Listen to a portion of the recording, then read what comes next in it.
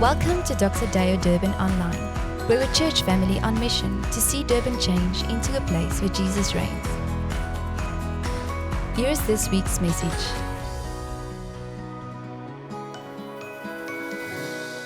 Okay, guys, so it's Christmas morning, and for our morning service, we cannot do Christmas without a good story. Anybody with me? The story's name is The Camel and the Kingdom. Okay. Once upon a time, there was a camel belonging to a merchant named Omar. Together, they traveled between market towns and villages, seeking treasures to buy and sell. Omar had long dreamed of visiting the famed promised city, known for its just and righteous king. After saving for many years, Omar finally had enough to embark on this long journey. "I will gather gifts along the way," he told Camel. "Perhaps the king will see my skills as a merchant and invite us to stay in the promised city." As they ventured into the unknown wilderness, Camel gazed nervously across the vast desert. The endless sand filled him with doubt and fear. Omar had never taken this route before, and he wanted to turn back to the roads he knew well. But Omar reassured him, "It's all right, Camel. This is the way. Just because we can't see the city yet doesn't mean it doesn't exist." In the first town, they discovered a man selling beautifully crafted pottery water jars. Omar purchased a matching pair, knowing they would provide cool water during their journey. And so they set off again, feeling more prepared. As they entered the second town, a bustling market greeted them. Omar bought hand-woven baskets for their purchases, rare herbs and spices, and fine-colored silk. With each treasure, Omar's excitement grew. Yet Camel felt the weight of their load increase under the hot sun. Leaving the village, Camel's weariness grew. He spotted what seemed to be water and a city in the distance. Thinking only of the cool water, he began to run. "No, Camel, stop," Omar shouted. "That's just a mirage. If we go that way, we are headed in the wrong direction and for danger. Remember what I told you. Just because we can't see it yet doesn't mean that the city doesn't exist." As they continued, they reached a third town where a woman sold medicine. Omar bought some, in case he and Camel got sick. He also bought exotic perfumes, dazzling gemstones, and impressive gold and silver ornaments. The pair left the third town without taking much time to rest. Omar felt tired and hot under the fierce desert sun. Camel's load was heavier than ever, and he felt exhausted. Suddenly, though, in the far distance, Camel thought he could see a city again. He looked into the distance and then at Omar. He really hoped it wasn't just another mirage. Omar gazed into the distance for a long time, narrowing his eyes and peering under his hand to shade his vision from the blinding sunlight. "That's the promised city." Filled with excitement, Camel felt the load on his back lighten as they approached their destination. However, when they arrived, it was already dark. A guard at the gate informed them, "This gate is closed for the evening. You can only enter through the eye of the needle." Omar, curious, asked for directions. Eager for rest, Camel and Omar hurried to the narrow port known as the Eye of the Needle. Camel's enthusiasm waned upon seeing how small the entrance was. "How will I get through that? I'm scared I'll get stuck," he fretted. When it was their turn, Camel bent down, attempting to enter, but the treasures he carried made for far too big a load. They both sighed, not wanting to abandon their precious items. "What will we do?" Omar wondered. While he pondered, he began to notice the poor, sick, and tired people outside the city, and he felt compassion. Omar decided to give the water to all the thirsty people.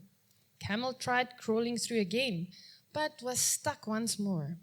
Realizing that Camel couldn't fit with all the treasures, Omar began handing them out. Valuables to the poor, medicine to the sick, fabric for clothes, and food and spices for the hungry. Finally, when all the treasures were gone, Camel could crawl through the narrow port. It was difficult, but they made it inside. On the other side, Camel noticed that Omar didn't seem happy, which made him sad. Yet, Camel felt a relief at being freed from the heavy load. Omar was grateful to be in the city, but disappointed that he had nothing to show the king. The next morning, guards knocked on his door, saying, "The king wishes to see you." Omar worried about what he could present. When he knelt before the king, Omar confessed, "Your Majesty, I have come to the city with nothing to offer."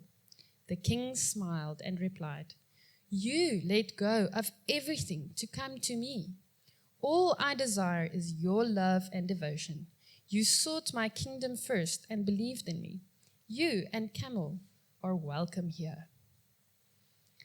Omar and Camel realized that they had found a remarkable kingdom with a righteous king. They were granted a home filled with joy and purpose. The story concludes with a reminder: seek God's kingdom above all else, and He will provide everything you need.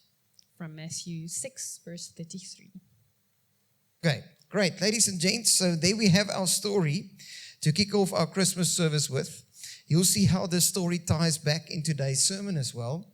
We're in our series at the end of it called The Hope for Christmas, where we're looking at the person that is the hope for Christmas, and his name is Jesus.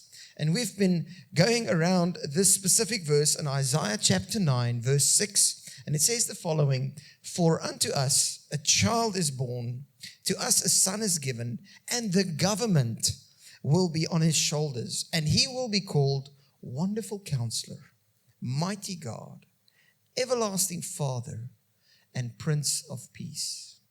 And as we've been journeying throughout these past 3 Sundays, and then ending up today, we've been looking at what each of these descriptions tell us about Jesus. In week 1, we looked at Wonderful Counselor, and we saw that Jesus is not just a counselor, a good counselor, He is a wonderful counselor. And no matter what counsel He gives, it's good. So you can really trust Him. Whatever guidance He gives, it is good counsel.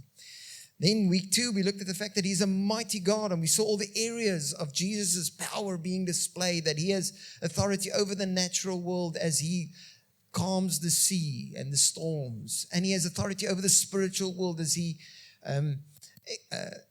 heals the man that's demon-possessed, and He has authority over the physical world as He heals a woman that's struggling with sickness, and then lastly, He has authority over the eternal realm as He wakes up someone that was dead. And then last week, this Sunday that's passed, we looked at Jesus as the everlasting Father and how we can have relationship with the Father. And Jesus saying, if you know me, you know the Father. That's the invitation. So if you've missed that, I want to invite you. We have a YouTube channel, and you can go and listen to all of those stories and sermons just to catch up with us. So today, we're tackling the last one, Prince of Peace. And it's going to be short and sweet, because all I want to do today is I just want to unpack Jesus being called the Prince of Peace by just looking at the 2 specific words. And I want to start not off with Prince, I want to start off with peace. So He will be called Prince of Peace. And if you think about peace, just quick question, any one of you guys here who, I know the guys might not put up their hands. Maybe the girls will do this at this moment. But do we have any Hallmark, rom-com movie fans in the house? Ladies, please help me. Anybody? Yes. Guys, anyone? I mean, all the stories. Yes, exactly. That's exactly what I wanted to say, Jock. Because so we guys, we know how the story goes. Very simple. Boy meets girl, Ooh, something happens, they can't get to one another, and then finally, at the end, they get reunited, and we all, okay, so we have a whole movie channel on DSTV called the Hallmark Movie Channel that basically just plays that kind of movies. It's a whole Christmas fest. I mean, just look at the people there. They're always like between like 20 and early 30s, maybe. Beautiful people. And you watch the story stays the same, and then you have a tearjerker and you're crying, oh, so mooi, die hondjie het teruggekom huis toe, and stuff like that. Yeah? So, and I'll be honest, I'm also like Jock. I'm actually a big Lord of the Rings fan. But my wife is a big 10 Things I Hate About You fan, which falls into this category. So then because I'm married, I really love my wife.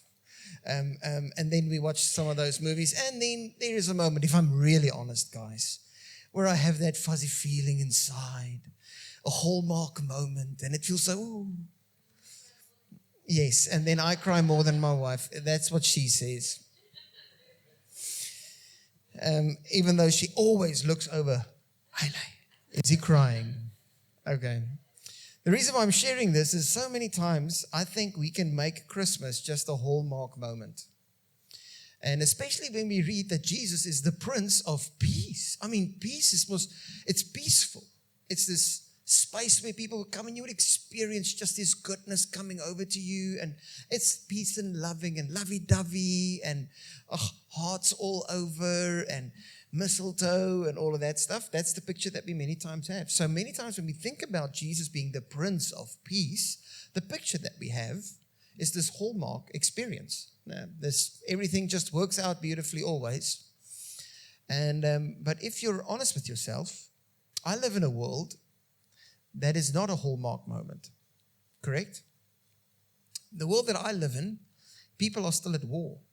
And there are still people that's struggling in dire poverty. And people lose people. And some of our years have not been a Hallmark movie moment here. It's really been rough.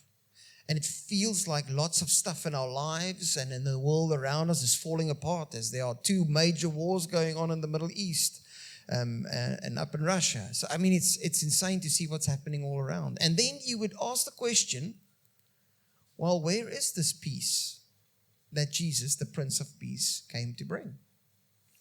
Because I don't see it. I wonder, how does it fit into my world and into my life when he says he is the Prince of Peace? And I think to better understand this idea, just a quick little note, the word peace in Hebrew is not the same as the word peace that we use every single day.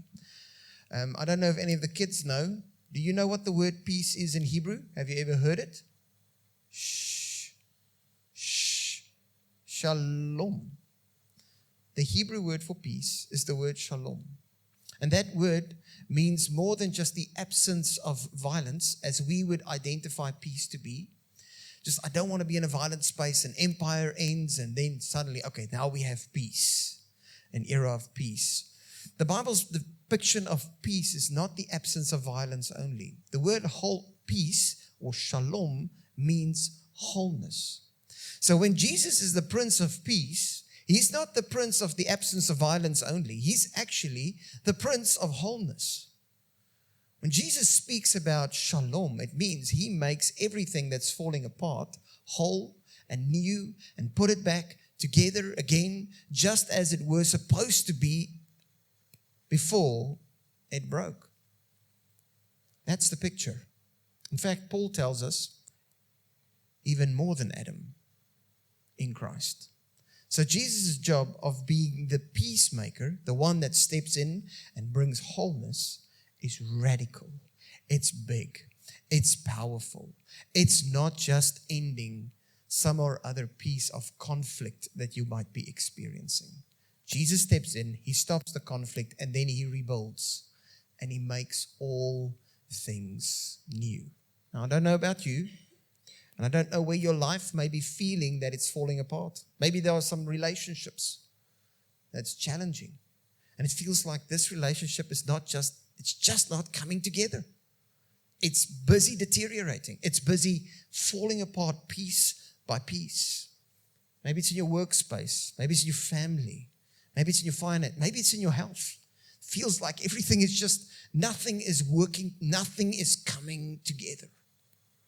And it's in that space that Jesus steps in and he says, he is the one, he will be known as the one that can make peace, that can make whole, that can bring wholeness into that area of your life.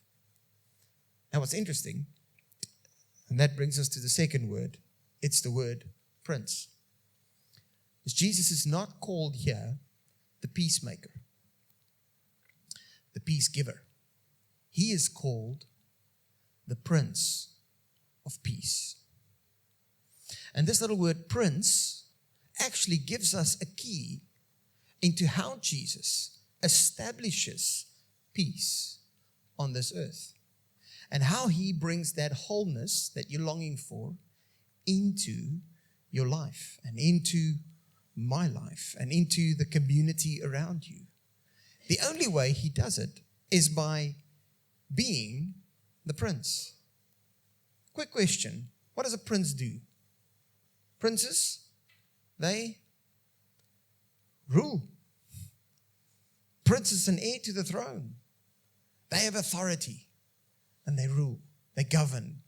The government will be on his shoulders as the Prince of Peace. What this statement is saying, this specific name of Jesus, it says, wherever Jesus rules on this earth, he makes everything whole. He makes it new. Now, this is quite a statement, quite a powerful, and sometimes for many people, a little bit of an offensive statement. Because I have my way, and I have my idea of how I would like to rule my life and rule this world. I have my list of stuff, and I'm going to make it happen like I would like to do. However, whenever we continue walking down that road, we find ourselves so many times broken, falling apart. So the invitation for us is to allow Jesus to become the ruler of your life. Wherever anything is falling apart in your world, if you invite him to rule, hear his counsel, his guidance, his wisdom, and you choose to submit and surrender to that, you will discover that Jesus finally makes everything come together for those who love him. And he makes it work together for good. So I was thinking about this story because as I was reading, just by the way, this is a story written by one of our very own here. It's Amalie Lottering's book. It's her new little book that she wrote for the kids. And as I was reading through it, I thought it's such a powerful little story that captures the heart and the essence of what it means to truly find peace. Because Omar was trying to put his world together and secure his future by gathering a lot of stuff so that he may have favor in the king's eyes. But it was only as he decided to surrender and give up all of those things that would give him significance. That's the way, you see, he wanted to rule in this world. And for some other reason, that held him back from enjoying what his heart truly longed for. So this Christmas, yesterday we had an amazing time with our kids as we had Christmas Eve and we opened up some presents together as a family. And every year I ask my children, why do we get presents on Christmas? Because the first question is, why do we celebrate Christmas? And the answer is, it's Jesus' birthday. That's the picture there. Okay, then what do you get when you get a birthday? You get presents. Now it's Jesus' birthday. Why do you still get presents? Why don't we give Jesus presents? What's the story here? And just to connect those dots for them was quite a remarkable moment when they discovered we give because we have received. We have received the greatest present, and therefore we are empowered to give to every single person around us and remind one another of how much we have to give because God gave first. He gave his best, and he gave his only, and he gave it in abundance to you and to me. And the reason why I'm mentioning this is so many times in Christmas, I've seen it being turned into a getting culture and not a giving culture. Have you noted? Christmas is all about what present am I going to get? What am I going to get? How much am I going to get? How many presents? How big is my present going to be when I get it? Isn't that kind of a culture that many times runs with this? However, this Christmas, may we make it a giving moment. A moment where we give up all the things that's keeping us back. What's so beautiful for me about the story of Omar is as they're standing at that gate and the things that's keeping them back, the more they surrender, the more it becomes a tool to bless those around them and to bless the people in the kingdom of this wonderful, righteous, good King. If you surrender and submit to the Prince of Peace this Christmas, actually for the rest of your life, you might just be surprised that relationship that's falling apart and you give it over to Jesus, how that relationship becomes a blessing in your life. That longing for the stuff that you look for to fill you with happiness, if you give, it becomes a blessing in your life. Maybe I should end with this little story. Seeing that my wife told you guys about my deep, long tears. As a young man, the one thing that I would never forget and always wanted to be and have as I grew up is I wanted to be married. That was, if you ask me what I want one day when I grow up, I would say, I want to be married. That's my dream. When I was very young, it was, ek wil 'n polisieman wees. And then, as I started growing up, I want to be married. That was my dream, my life's dream. And so, in grade 10, I had this angel the one day during break time visiting us. And her name was Gerda. And she came and sat down there, and we were together at school from grade 1, and she came and sat down there. Some of you guys heard the story already. And she was sitting in this little circle, and we were having a lekker break time, broodjies and stuff. And randomly this thought popped into my head. Famous moment for Lorraine. What a wonderful pickup line. So guys, take this one over. It went really well. I looked at her and I said to her, I will never be able to marry you because you have the same name as my mother. What a random moment. She looks at me and she said, who said I would like to marry you in any case? And little did I know, as we got to know one another better, the one day we went over for pizza night with a group of friends, and then Gerda took out her guitar and she started playing some songs. Oh, my word. It's like, woo, done deal. And to seal the deal that night when we went home, with my best buddy Bram, Gerda comes in for a hug. Oh, my word. People, it's like everything in my life melts. It's like she is my everything. This is all that I'm longing for. And then from that moment on, this little man was preparing, this young teenage boy was putting all of his energy and effort and thoughts and power into trying to build a wonderful relationship with this girl, not knowing anything about building quality relationships with girls in any case, but trying to win her over. Yes, she later called me a stalker, if I can say it like that.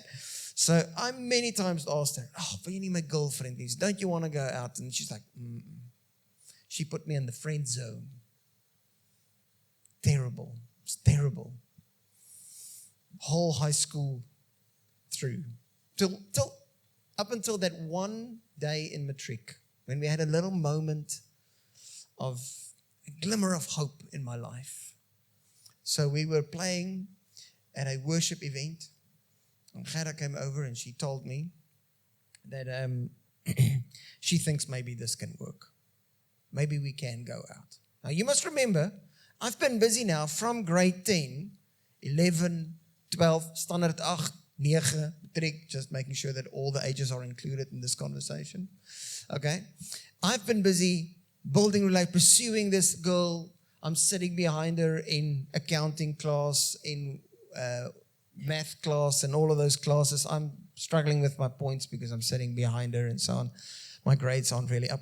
But anyways, and then finally, right at the end of matric, she says, this can maybe work. Guys, everything in me was just like, it came alive. But I kept it cool. Said, okay, no, let's take it slow, Let's do this nice. I want to respect you, so on and so forth. And then a week later, she lets me know through my best friend that she didn't know what she was saying that night.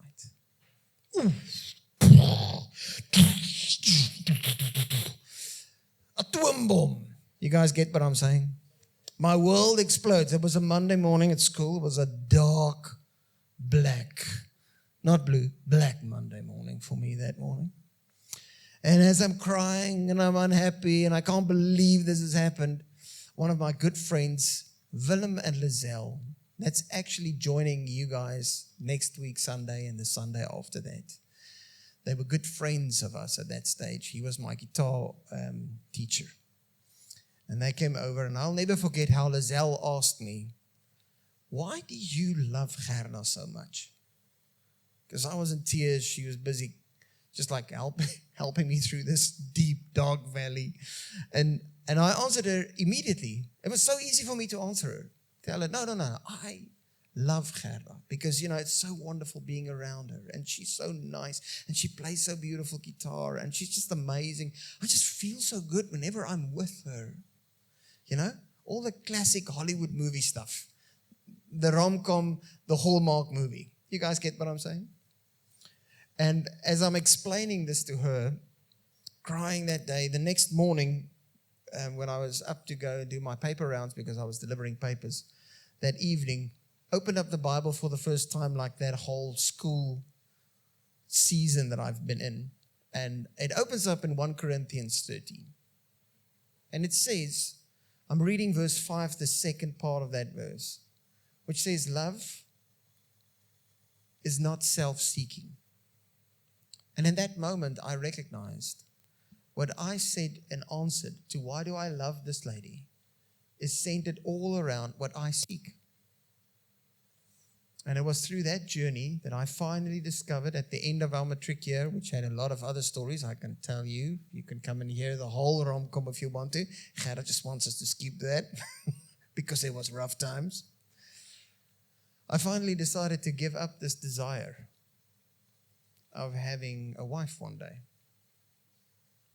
And I said, God, I surrender. I'll never forget in grade 10, the one night I went on my knees and I prayed, God, can I please have Gerda to be my wife one day? And if it's not Gerda, I want someone exactly like Gerda. That was my words. That's what I was praying. And I pursued and I tried with everything in me for so long. Until the point that I totally lost Gerda. She went off with another guy, 2 other guys, mind you, after that. Next level. And then, after surrendering this desire in my heart that I believed would fill me with the greatest of joy, that Hallmark fuzzy feeling, bring me together again. After that moment, saying, I'm surrendering that to you, Jesus, the morning that I woke up, and I'd had a dream that night, and as I woke up that morning, I just went to Willem, my best friend at that stage, and went over to his house, and I told him, listen here, I'm done. I'm not going to get married anymore. And he said to me, if you don't move quickly, you're going to lose Gerda. She's ready, and she's waiting. And a week later, I asked her to date me, but I, in that same moment, also asked her and said to her, know that if I'm asking you to be my girlfriend, I'm also asking you to be my wife in the future. So that's my intentions. And you will never believe it. She said yes. Da, da, da. That was the moment that I could go through the eye of the needle. And I can promise you on the other side, I enjoy a lifetime filled with joy and freedom with this wonderful lady. And I want to encourage you that no matter what your baggage is that's on your back, it's worth it to give it up so that the Prince of Peace can come and make that area of your life whole, fully. Let's pray.